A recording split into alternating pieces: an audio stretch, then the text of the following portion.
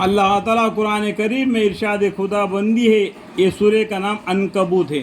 عنکبوت کا معنی معلوم ہے کہ یہ جالی کا کیڑا ہوتا ہے نا، وہ جو جالی کا کیڑا ہوتا ہے نا، جس گھر میں آدمی نہیں رہتے ہیں، جہاں پر پہاڑے ہوتے ہیں، جہاں پیڑ ہوتے ہیں، وہاں پر وہ کیڑا مطلب کیا ایک راتوں رات میں اتنا بڑا گھر بنا دیتا ہے کہ بہت اتنا چوڑا بنا دیتا ہے کہ وہ سمجھتا ہے کہ میرا گھر بہت بڑا ہے، میرے گھر میں کتنے کمرے ہیں، وہ ہے یہ ہے کر کے سمجھتا ہے. لیکن آپ کو معلوم ہے جو گھن کا کیڑے کا مکان کتنا ہے؟ اگر آپ ایک انگلی کا حصہ سے ایسا کہہ دو گے تو پورا گھر اس کا اجڑ جائے گا، لیکن اس کے اوپر وہ اتنا گھمنڈ کر جاتا ہے. یہ اللہ تعالیٰ نے ہم کو سمجھایا بتلایا، آج ہمیں اتنے بڑے بڑے محل بنا دیتے ہیں.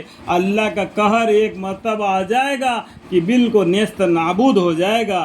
اللہ کی طرف سے ایک جھونکا ہوا کے آ جائے گا، پورا زمین سے اٹھ کر الٹا ہو جائیں گے. اللہ کی طرف سے ایک عذاب ایسا آئے گا، پورا سمندر اوپر پڑ جائے گا کہ پورا زمین صاف کر دے گا.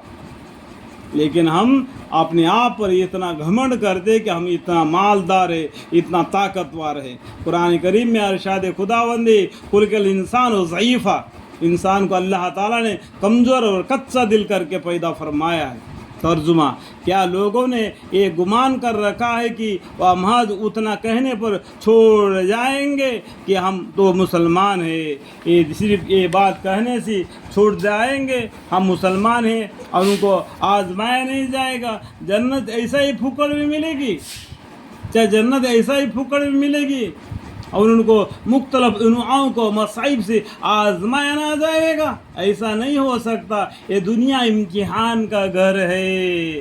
یہ کیا بولتا ہے؟ دیکھو میں انگلی دکھا کے بتا رہا ہوں، یہ دنیا امتحان کا گھر ہے. جو آدم علیہ السلام سے غلطی ہو گیا تھا لیکن وہاں پر ان کو سزا نہیں دیا گیا، ان کو دنیا میں امتحان کے لیے ایک موقع دے دیا. دنیا میں جاؤ، وہاں امتحان میں جو پاس ہو جائے گا تو جو آدم علیہ السلام نے دادا آدم نے چھوڑا ہوا گھر کو یعنی جنت کو دوبارہ پاوے گا.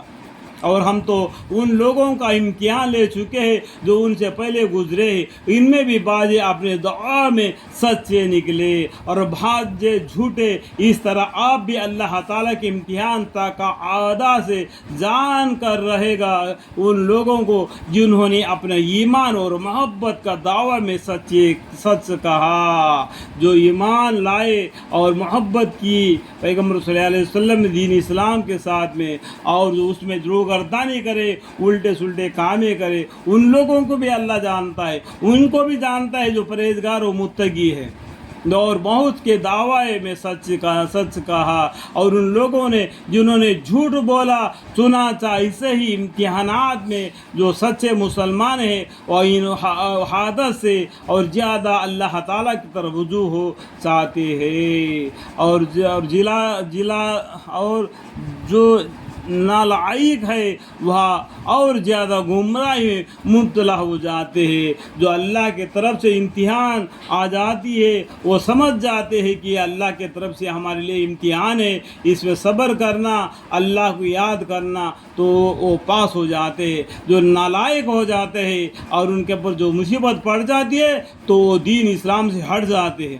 جو اس کے اوپر فائدہ ہو جاتی ہے تو دین اسلام کی طرف رجوع ہو جاتے ہیں. اس طریقے سے وہ جو نالائق کی حرکت کرتے ہیں، جو نالائق ہے وہ اور زیادہ گمراہی میں مبتلا ہو جاتے ہیں، حتیٰ کہ بعد مرتبہ ہو کر اسلامی سے چھوڑ بیٹھتے ہیں. اللہم اکفری، یا مصائب کے ڈر سے برائیوں کی حمایت شروع کر دیتے ہیں. اللہم اکفری. ہاں تو یہ لوگ جو برائیاں کر رہے ہیں کیا یہ سمجھ رہے ہیں کہ ہم سے کہیں نکل جائیں گے؟ اللہم اکفری. یہ زمین آسمان اللہ کی ہے، یہ زمین سے نکل کر کہا جا کے اللہ کے مقابلہ کر سکیں گے کیا؟ اللہ سے مقابلہ کر سکیں گے؟ ہائی اتنا دم تو نکلو زمین سے، آؤ مقابلے کے اللہ کی طرف. اتنا ہائی نہیں تو جھکے آؤ اللہ کی طرف متیا بن کے. ان کے تجویز نہایتی بیہودہ ہے. اللہ تعالیٰ کہے سننے سے ہمیں اور بھی زیادہ نیک اعمال کرنے کی اور دین اسلام کے اوپر محبت اور اللہ کے اوپر بھروسہ، پیغمبر صلی اللہ علیہ وسلم کو طور طریقے پر اپنی زندگی بسر کرنے والوں سے بنائے، اور دنیا کی مال دولت کے طرف نہ بڑھے بلکہ اللہ کی رحمت اور اس کے فضل کی طرف بڑھنے والے بنے۔ اللہ تعالیٰ سے دعا ہے محض آپ کے فضل و کرم سے میرے دعا کو قبول اور منظور فرمائے۔ آمین ثم آمین والحمد للہ رب العالمین۔